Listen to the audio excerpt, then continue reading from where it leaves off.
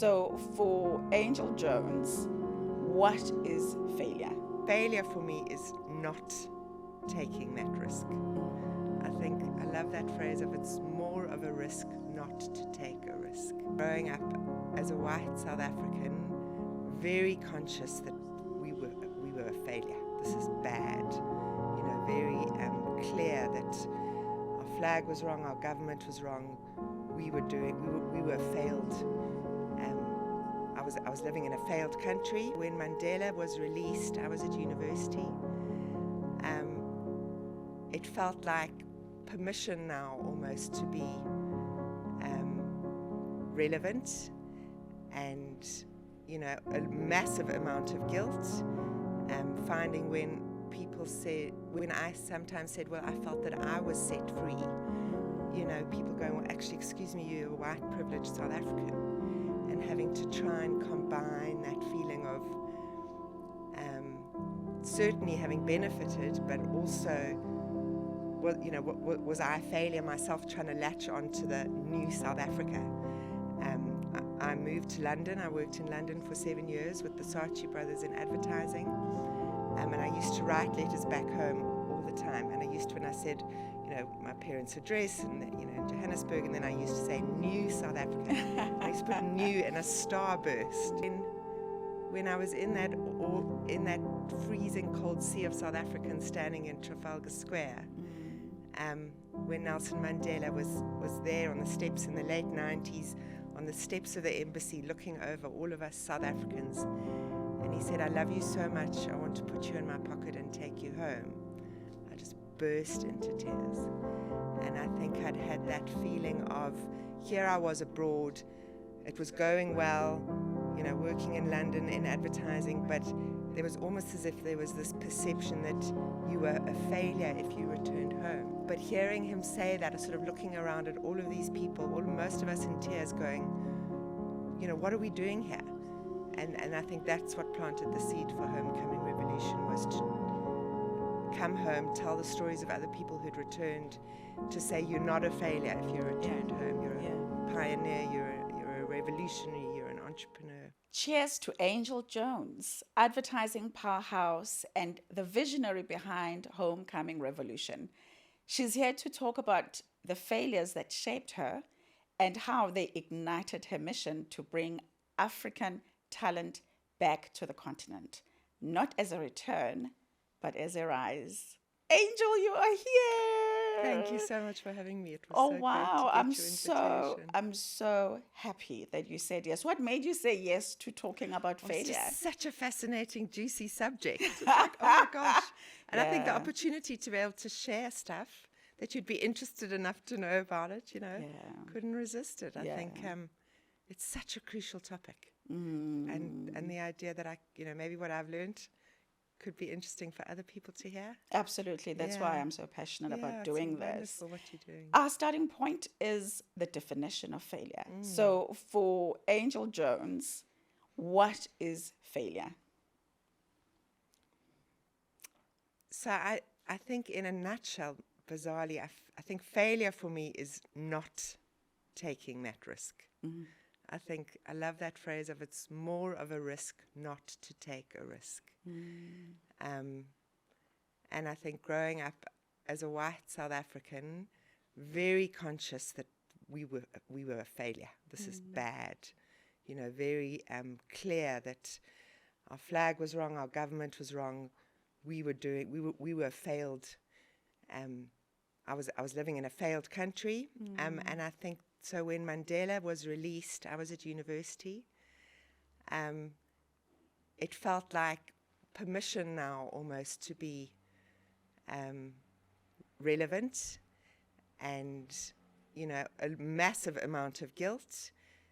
Finding when I sometimes said, well, I felt that I was set free. People going, well, actually, excuse me, you're a white privileged South African, and having to try and combine that feeling of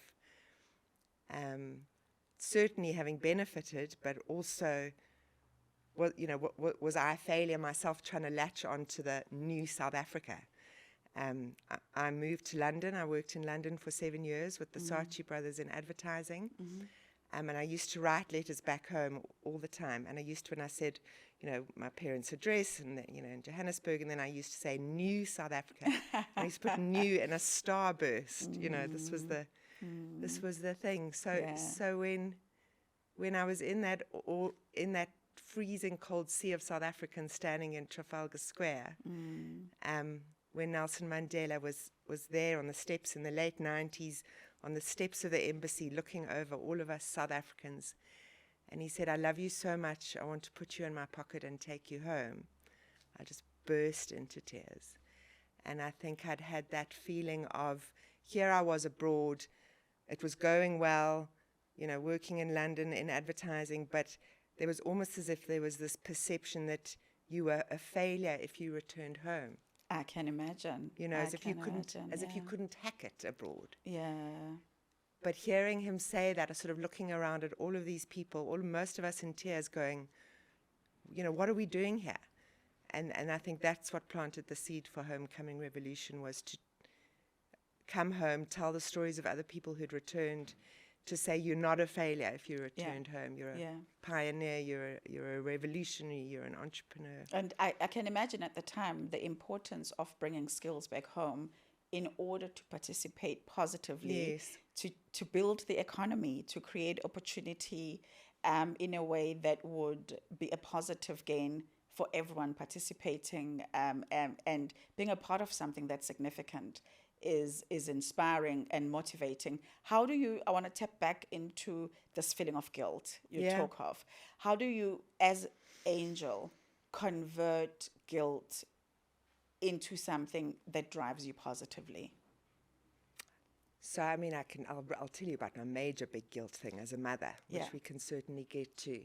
I think, interestingly, sometimes you think guilt is a bit of a wallowing thing, and you almost kind of too, self-important that you would feel that guilt to some extent. Is it mine to even feel as an important piece?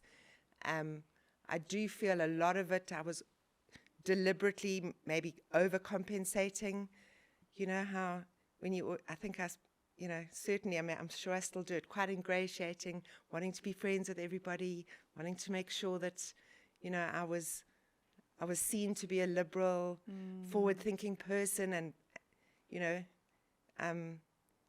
carrying that feeling like, still feeling. I think it still sits with me, obviously, as it is that, here we are still doing, certainly as a white South African, still doing really well. Have I paid my dues enough? It still sits.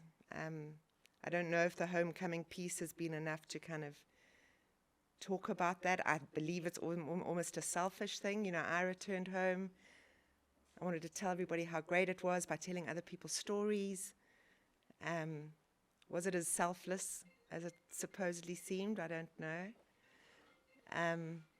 But I think a lot of it is possibly the being able to be as truthful as possible, I think. Not to hide too much. Gratitude is a massive thing. And are there moments where you have failed to successfully use your story, narrate your story, and what drove you to see the importance of coming back to South Africa?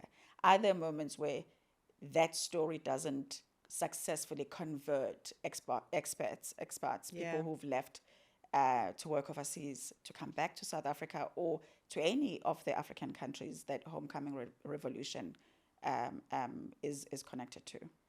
So I definitely think as I've got older, I've got, is it more realistic? Is it more cynical? Is it, whatever it is? I think, in my younger days, the energy and the passion that was just kind of bubbling out of me, I think, carried me through a bit.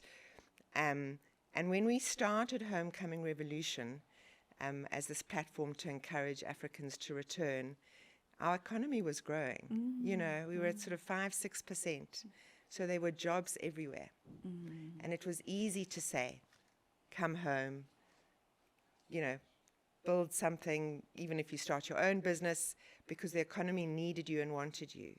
And as our economy then became more constricted, it was quite hard to say, just come home and trust it, you'll find something. I think you have to be quite a special kind of person to either start a business, or it's not that easy really to come home and find a job. So I think, so much of this, and it was never propaganda, because we told the stories, let people tell their own stories of returning home, the good bits, the bad bits, warts and all, but I think that certainly tapered off with a more realistic, sober view of, are all of the opportunities here? And actually, we've got so much strong talent already at home. Who are these kind of saviors thinking they're coming back to rescue the country, by filling the roles? So there's certainly been a shift in terms of, before being so obsessed with the physical brain gain of bringing people home. Now, a lot of this remote brain gain, virtual brain gain, that we can have people come back more in a fractional basis. That's what we're doing a lot more of, so that they're sort of in a business maybe twice a week, permanently, remotely though, and so can be global, but still, share their skills, as it were. And are there moments where someone says, come on, Angel, you are seeing the glass half full. You are looking at the South African economy, or the African economy, with a tinted lens of glasses. What comes in the way? What do they not believe about the importance of returning to the continent? It worked because I said, well, I don't know much. I just returned home and I'm loving it for these reasons. And talked to John or to Sipho, they've returned home. Their stories are true for them. So we weren't this kind of propaganda voice of pretending it was all fine. I think the ability for me to be able to say, what I missed, what I wished was different, carried that authenticity, very much storytelling, and you can't argue with somebody's story, and I think the truth is, it's such a personal decision to go, such a personal decision to come back. It's not one size fits all.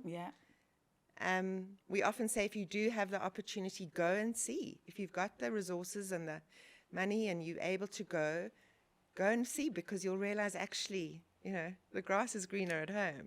Often we say, because we've got more manure. And our beautiful weather also, just magnificent. And it's a very, very personal decision to return. It's sort of a heart decision, and that's wherever we go, we talk about the heart Africa. Your head will debate the pros and the cons about coming home, but you'll know in your heart if it's right. And the main reason people return is friends and family. Oh, really? Wanting to be close to friends and family, having that sense of purpose, this ridiculous weather and lifestyle. And just being true to yourself. We sometimes see parents who've moved their kids away and said, well, I'm doing it for the children. And we go, well, are you a good mother abroad? Well, I'm a bit homesick, I'm a bit lonely. Well, then you're not. That's not good for your children. The best things you can do for your families, that you yourself, I think, are happy enough to be a good parent, and that does shine back on them. I mean, many people are returning home because their children are dreadfully unhappy and want to be home. And I've known some of my friends who get opportunities overseas, and the kids are devastated about leaving their friends, whether they are in high school or university, but not only their friends, their relatives, the granny, the access to the uncles, the aunts. How do you help parents be balanced in how they consider the decisions they make about, factoring in the value that the kids will gain as a consequence of the change, and the benefits for the children? So we don't get involved in saying to people, don't go. That's their decision to go or come back. We talk to people when we have opportunities back home, a role. We are a headhunting firm now, so we've stopped sort of doing this blanket approach of just come home, because the reality is there need to be really real opportunities. But when we're talking to people who are on the fence, maybe they want to return, they want some advice, or we're wanting to bring them back to some good roles, we can tell within, half a minute if they really want to be back. Really? What is that indication? So if they're haggling over the salary about whether they'll return or not, they're not ready. Mostly the people who are ready, and with children, they're wanting to know about the schools. And that's when they really are putting their kids first. And I think more and more now that mental health's being spoken about more in the open, parents do have their eyes wider, going, actually, I can see if my children aren't happy, and that's where I've got, bringing them back is the place to be. We've seen top people who could afford to send their children anywhere in the world coming home because of the private schooling system here. What you can get compared fraction to of the price. Fraction of the price, and way better facilities and a real sense of family and ethics. And as you said, grannies and grandpas close by, running barefoot on the lawn, feeling African. I've always said I'm a white African. I'm a third generation African. Yeah. And there's that gees there is that we have. The je ne sais quoi, whatever. Exactly. It's that fizz in the blood. And I remember living can't name it. Exactly. Yeah. It's that thingamy, coming home, and almost as I'm arriving at the airport, people looking at me in the eye. Hello, hello. In England, it's very much everybody getting on with it. Yeah. So I want to ask a question that links your client base. And I know that, you've got big banks as your clients. You've got big South African organizations and African organizations as your client. Are there instances where your ability to accurately pair and match the talent that is ready to come back home and the right timing of that return to the businesses you serve, whether in South Africa or not, and how have you navigated that? Because I can imagine the failure or the stumble there being the match was done too early. I didn't read the signs that are sometimes are not articulated but felt. So when we get a brief, a top chief information officer is required with all of these things, number one is we look locally as well. So it's not just the perception that the talent is abroad. So every approach is a global and local search, because I think some people presume the talent isn't already here or hasn't already returned. And then very clearly managing expectations. So if they want somebody who's going to start in 3 months, we say, well, there's just no way if they're still abroad. I mean, by the time they're going to really pack up, it's a worry, it's a warning if somebody wants to return home, a Nigerian maybe to come home to Lagos and work at home for the first year and then maybe bring the spouse and the kids. We think, that's not necessarily a return home. That's more seen as a stint. It's not necessarily going to be a permanent thing. That's kind of a warning bell if that's how they want to do it. But managing people's expectations, allowing the company themselves to know that it's not about the job. It's about making sure that family is comfortable settling back home. They've answered all those softer points. It's all of those other pieces other than just that person coming back. We failed a couple of times where it was a very technical role. We were only looking at people with these specific financial services skills. The engagement was only with the candidate. It wasn't with their spouse, which was crucial. Really, yeah. So by the time that crunch came, it was the wrong match, and we realized that as he signed, and we had to retract it, and it was a disaster. But we've had success because we go abroad and we have these dinners where we showcase property, schools, relocation services with the client, then showing the jobs, and make sure that we invite the candidates along with their significant others if they have them, because that decision has to be made together. And we know the reasons are coming back of friends and family. So that's got to be the trigger first. That remains one of the most important drivers. It's a hard decision to come back. Yeah. They've already got to be wanting to go, I want to be home, versus, my next offer could be in Dubai or Texas, or it's a different mentality. And how do you handle stories or motivations of people who want to come back because they have been unsuccessful in the jobs versus they still have happily employed and get recruited. I mean, I know that dismissals happen, people get fired, contracts end.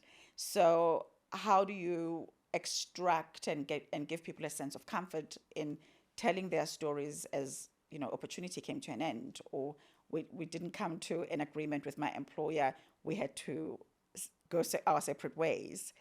Because I can imagine that story becoming difficult for the talent to tell Yes. to their prospective employer and to share with you with transparency Yeah, as, well, I think that as is, an executive search that is as we've lead. got as I've got older, I like to think I can read people relatively quickly. Really, yeah. I think the transparency and the authenticity, I'd like to think I've got a gut feel about it, but it's really, really important to get that right. And when somebody might have been dismissed or retrenched, we say, you've got to tell them, up front, what does that look like? If we can put you on the table knowing that you did have a DUI, but this is how it was resolved, and that's how we present you up front, it happened, it's done, you've moved on. But I think the worst thing is to try and sugarcoat it or hide it, or, people can suss that out very quickly. And it becomes, in my experience, it becomes a question that maybe also leads to, can you be trusted? Why aren't you absolutely. upfront about? Oh God, yes. Yeah. And and I think the lightness of one's load that they get if they are clear about the reasons why upfront is immense and cannot be undervalued at all. Absolutely. But it's also hard. You have people go abroad. They're not necessarily, the most highly skilled per se.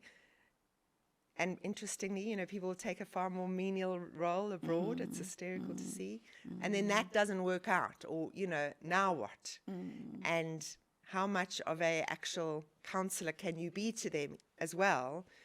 So we, as much as we place people into roles and we make our money from recruitment, we do have a lot of encouraging content on, coming and starting businesses.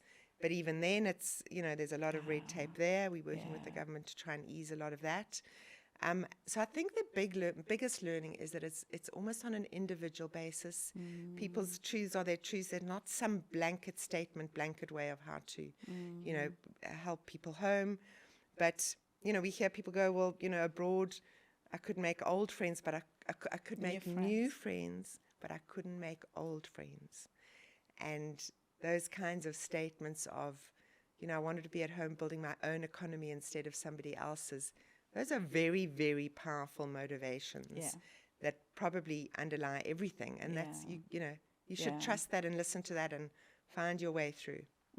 I want to talk about the other perception of success that is attached to moving overseas.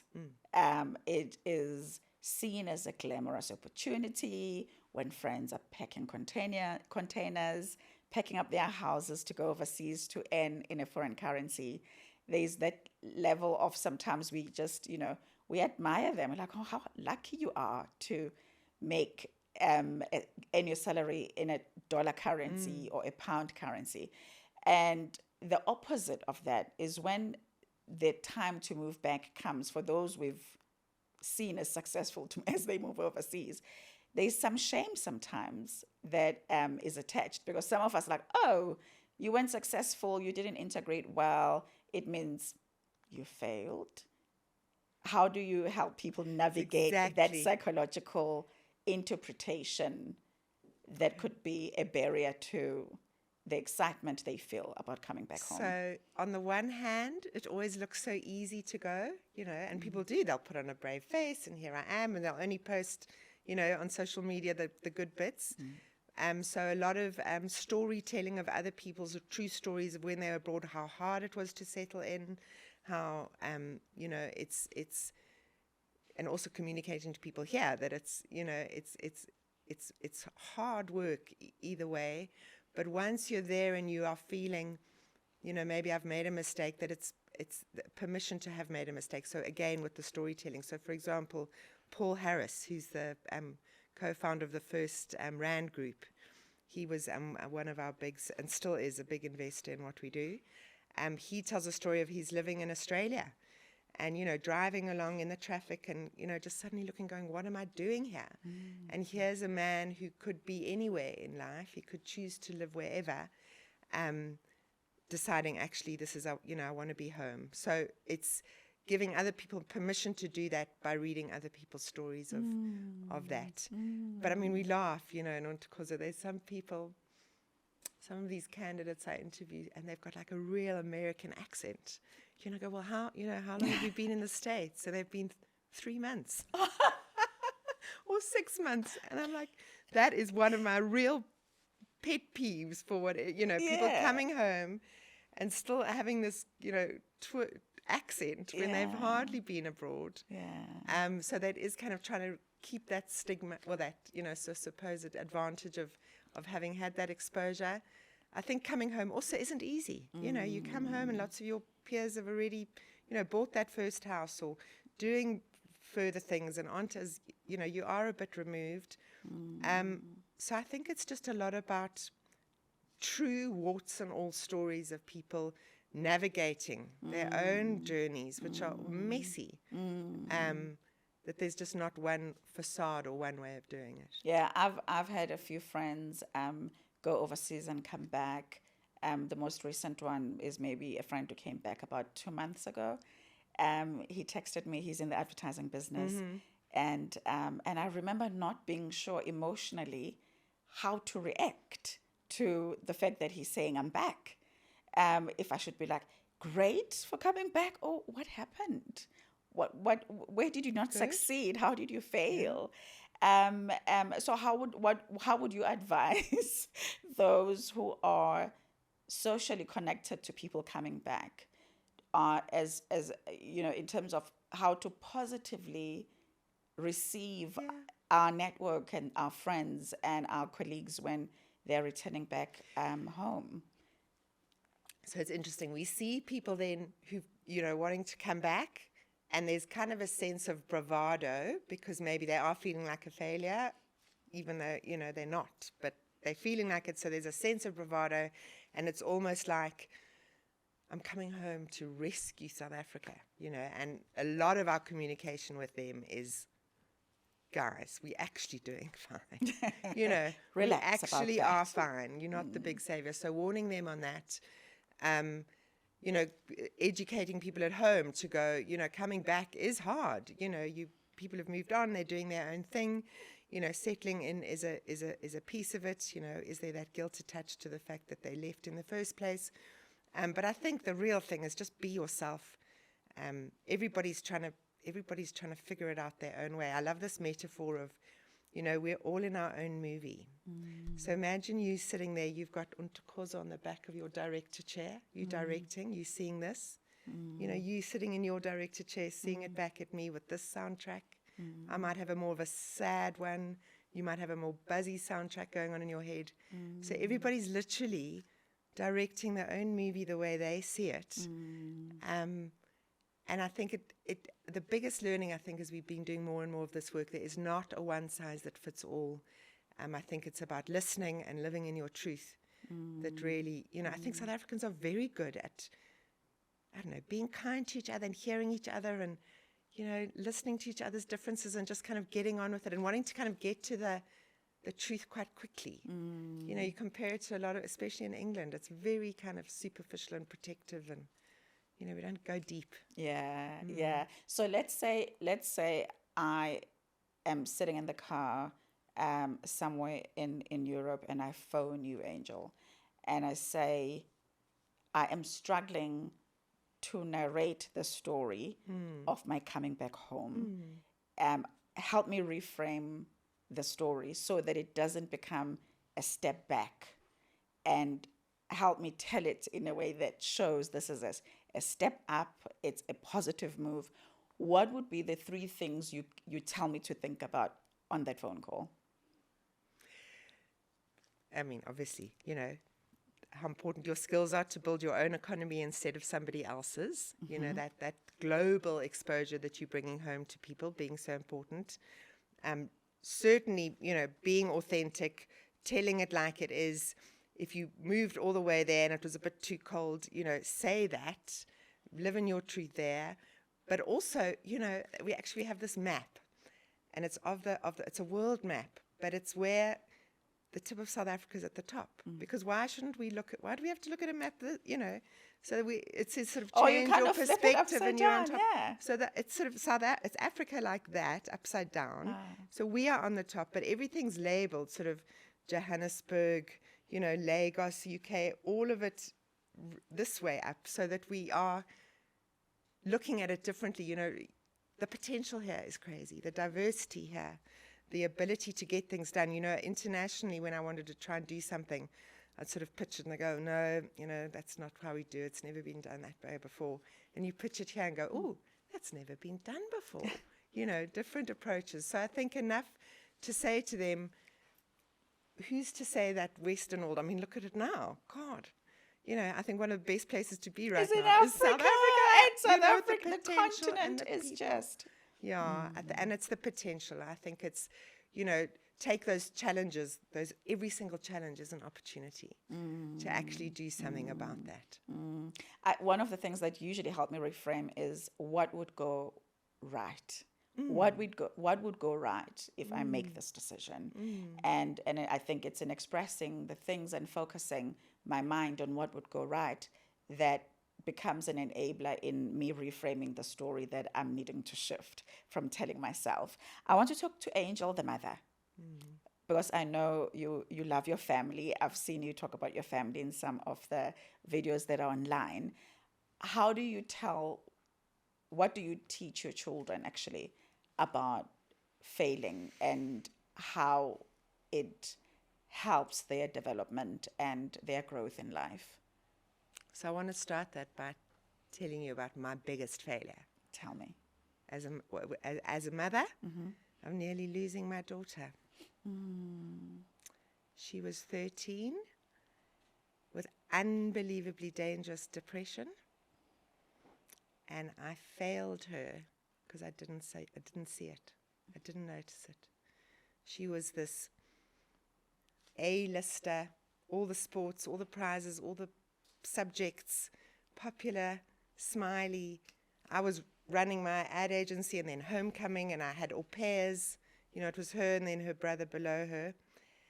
And I noticed, there was some self-harm going on. I didn't know what it was. What's this cut? And by the way, she's given me permission to talk about this, obviously. Thank you. She's 21 now and finally through it. But I had my eye off the ball. I'd ask her, what are these cuts? And she'd say it was water polo or from the dog or from the cat. And then she never writes in a diary, but she'd actually had seen her writing in it and almost leaving it there for me to see. Reading, it was a suicide note. Sure. And literally she didn't want to live. She was so anxious and so being pushed from pillar to post in this sort of very demanding school, lots of different things competing for her attention, and this big smile. And she'd seen me, I think, always, everybody's fine, let's go, let's be busy. And I think had kind of adopted that behavior and burying this anxiety. So the minute I found this journal, I sort of called my therapist and two other child therapists, and I'd read somewhere that, if they are self-harming, don't overreact because, they might be scared of it themselves. So when I kind of confronted her about it that Monday afternoon, I was very calm. I was like, and let's not tell the school because, depression or, suicide, never in my life had I understood that, come across I've always had such a thing about you just weak if you, even the word mental health had such a stigma. So this was 2018. Yeah. And by me being quite calm about it, she saw that I'd kind of found out, and now we had to go and talk to somebody, and we got her into hospital, and I slept in her bed with her for 9 months. Sure. That's how sick she was for that long. But she actually attempted her life 2 days after I found out. because it was almost that I saw this and I just sort of closed up into kind of robot mode of trying to help her versus her seeing my absolute distress. So my journey with her, you know, going through that, she stayed at home for the whole of grade 8, grade 9, we moved schools. Term 1 of grade 9 was trying to get her to stay at school. Term 2 was trying to help her do some homework. Term 3 was helping her try and find one friend. It was a real, she was in Tara in hospital for 3 months. And so I was so, you know, I was, you know, trying to help her as much as possible, but then very much this is my guilt, my story. I missed this. I was too busy. And you know, a year or 2 in, she was saying to me, Mummy, yeah, it's your story, but it's actually mine. And it was weird. It was like almost don't, she said it in so many words, but you don't take the limelight from me almost. This is my guilt thing. You know, in your mind, I was doing the best I could, as all mothers think they're doing the best. But absolutely this guilt that still sits with me. You know, if I hadn't found it in time, you know, we you know, she attempted her life in the bath. It wouldn't. We didn't find her. She herself got out the bath. She didn't need stitches. You know, we acknowledge it as an attempt, even though it would never have worked. And I carried, I still do, that is my failure, my story, my thing, but it's actually hers. And she's doing yoga every day. She's off her meds. She's at second year of university. And I was saying to her the other day, you know, this guilt I'm still carrying. And she said, Mommy, I wouldn't change anything, she said. Sure. She said, this is what's made me. You know, I'm stronger for it. So it's almost like a guilt at me wanting to own the story of my guilt about her. What's been the toughest lesson this has taught you as a mother? Just that helpless feeling that, you know, this phrase, you're only as happy as your saddest child. You know, if your child's not happy, and it's all consuming, I think the biggest lesson is that some things are really out of your control. And this idea of being ill, where there is a chemical imbalance in your brain, you know, you can't just fix it by going for a run. Listening being very, very important. So letting her being able to verbalize how bad she's feeling, you know, painting it out and being able to acknowledge and validate it without going, oh, but you're so loved. And you know, you actually hear, being able to sit with her and hear that. We tell her story wherever we go. Do you? So, you know, if I'm speaking to a candidate or even a client and I find out they've got teenage daughters of 13, 14, 12, I tell them, don't move now, because if the kids, you know, that's hectic for them to, you know, that's the tricky time. You know, I've been through it and it's probably cathartic for me every time. I'm probably telling them, and you know, it's my cathartic thing. But and when we posted Lulu's story, actually, for her, she did a matric art piece, which was incredibly raw. And I posted it on LinkedIn. And I had thousands and thousands of people thanking me for being able to normalize it. You know, that the phrase suicide ideation isn't a terrifying thing. It actually does exist. And I can say those words now without feeling terrified. And I think that's if I had one story in my life, that's the story. You know, I can 1,000% relate. Really? And it, for me as a parent, when a child is young, there is so much I've wished I could just experience for them as a mother. That idea of, I want to protect you. And for my child, it was even a conversation we had to have around who he believes he is, compared to who the friends tell him he should be. And I think kids can be very, very unkind to each other. And for a parent, it is difficult because you are not in the playground. You are not in the place where they get bullied. You are not in the place where finding a new community to call a friends, is not possible because they're just different, or they don't have the staff, or the criteria of friendship keeps changing. How old was he when? Well, both my kids have actually had some struggles with Yeah. just integrating Yeah. socially. My little one, around the age of 11 and 12. And for some parents, I'm grateful for parents who sometimes listen in when there are play dates to what the kids are talking about. Because some stories are told when the kids are not at home about the reality of how they're feeling at home. I think that's the thing, is being able to listen, hear them, like there's a safe enough space that they can talk about it. But I mean, I remember like a tiny little thing happening at school when I was in grade 2. I had my sock on upside down, and I'll never forget Alex and Ali laughed at me, and that was only maybe 20 seconds. They laughed at me, nobody else saw, it was done, and that still haunts me to this day, of that mortification. And we think of these children, everybody can now laugh at them, they can leave school still at home, people can be talking about them, there's no escape, there's no playground, it's always there. I think this social media, I mean, it is what we have, it's our tool in life, but the relentless spotlight to have the most likes, be popular, it's a very hard environment they're growing up, I think, compared to me. Being able to separate and put things in their boxes. Yeah. So as we wrap up, my last question to you, Angel. Sure, this has been so, so deep. What would you say to a parent who wants to learn to not be aggressive with the kids when they are failing or when they are struggling?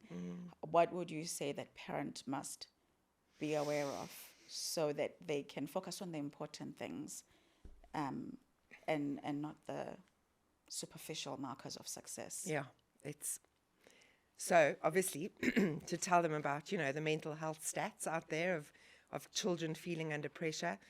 I was on the board of Rodine for many years. And as with any one of these fancy schools, you often have the parents going, well, I'm paying so much for you to go here.